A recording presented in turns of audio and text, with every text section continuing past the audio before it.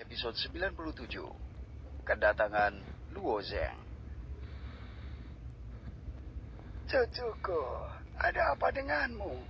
Kau terlihat lebih cantik dan berseri-seri. Dan tidak hanya itu, aku juga merasa kau sekarang terlihat sangat berbeda. Lin Song, kakek Lin Beng dan juga leluhur keluarga Lin saat ini. Dia merasa bahwa dia tidak bisa merasakan kekuatan Lin Beng dengan benar, seolah-olah rohnya yang dia gunakan untuk mengukur kekuatan orang lain tenggelam di lautan luas ketika dia mencoba merasakan kekuatan cucunya. Sabar-sabar dia merasakan sedikit tekanan darinya, jadi itu menjadi aneh baginya. Lindong sedikit mengangguk, setuju. Menunggu putrinya menjawab. Dia berpikir mengapa putrinya menyampaikan perasaan yang sangat berbeda kepada mereka dari sebelumnya.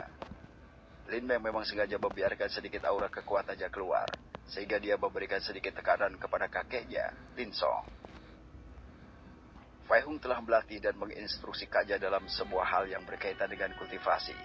Jadi dia tahu bagaimana menyembunyikan atau membiarkan sebagian kekuatannya keluar, dan masih banyak hal lainnya. Kekuatanku telah meningkat pesat. Jadi tubuhku juga mengalami beberapa perubahan. Lin Meng hanya mengatakan itu untuk menghindari menjelaskan sisanya. Dia tidak akan memberitahu semua orang tentang kultivasi.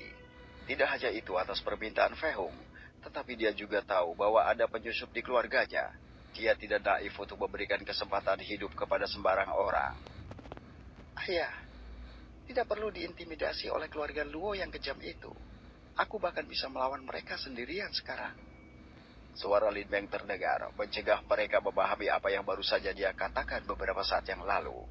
Para tetua, leluhur, bahkan Patriark Lindong tercengang ketika mereka mendengar apa yang dia katakan.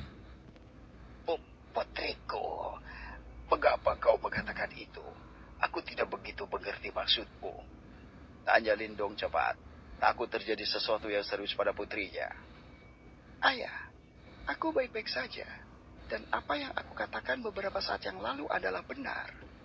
Lin Meng membantah dengan kepalanya ketika dia mengamati reaksi orang-orang. Dia tahu mereka akan menganggap ini lelucon. Tapi sekarang dia cukup kuat, bahkan untuk membela diri dari keluarga Luo. Dia tidak lagi sama seperti sebelumnya. Sekarang dia bisa menghadapi pertarungan secara langsung tanpa khawatir tidak cukup kuat dan percaya diri. Lindong benar-benar tidak percaya dengan apa yang dia dengar dari putrinya. Apa yang dia katakan seperti lelucon membuat tidak ada yang percaya padanya. Lindong tidak mengatakan apa-apa, tetapi terus mengamati perilaku cucunya. Dia juga merasa tidak mungkin untuk mempercayai apa yang dikatakan Lin Meng, tetapi rohnya mendesaknya untuk mempercayainya. Seolah-olah Lin Meng benar-benar dapat melakukannya sendiri. Bahkan dia tidak akan berani mengatakan kata-kata berani seperti menghadapi keluarga Luo sendirian. Tidak mungkin dia melakukan itu kecuali kekuatannya mencapai tingkat yang lebih tinggi. Keponakanku, apa yang kau katakan tidak masuk akal. Aku bukan keponakanmu. Kau bahkan bukan bagian dari keluarga ini. Jadi kau tidak punya hak untuk berbicara. Lin Chuin tidak selesai berbicara ketika dia terganggu oleh suara dingin dan tidak senang Lin Meng. Lin Meng dengan dingin memperhatikan Lin Chuin dari tadi, mencegahnya berbicara. Lin Chuin tidak bisa menahan perasaan dingin mengalir di punggungnya saat tatapan Lin Meng jatuh padanya. Yang lain tercengang ketika mereka mengamati perilaku nona muda mereka yang berbeda. Bahkan ayahnya, Lindong, membuka mata terhadap perilaku seperti itu dari putrinya. Lin Meng tahu bahwa Lin Chuin sebenarnya bukan bagian dari keluarga Lin. Dia hanya menjadi penatua karena kontribusinya kepada keluarga. Dan dia adalah teman ayahnya sejak mereka masih muda. Jadi apa yang disebut persahabatan ini berlanjut dari waktu ke waktu, sampai dia menjadi salah satu tetua dari keluarga Lin. Namun seiring berjalannya waktu, keserakahan dan kehausan akan kekuasaan merusak pikirannya, dan dia mulai berkomplot melawan keluarga Lin itu sendiri. Lin Meng telah mengetahui hal itu untuk beberapa waktu, bahwa Lin Chuin mendukung keluarga Luo. Jadi tidak mengherankan bahwa keluarga Luo selalu menyerang titik lemah keluarga Lin mereka, berhasil mengambil properti dan sumber daya dari keluarga Lin. Tapi Lin Meng tidak mengatakan apa-apa selama ini. karena kemungkinan besar mereka tidak akan mempercayainya karena kontribusi yang telah dibuat Lin Chuin. Tidak sopan. Di mana sopan santunmu untuk menghormati orang yang lebih tua darimu?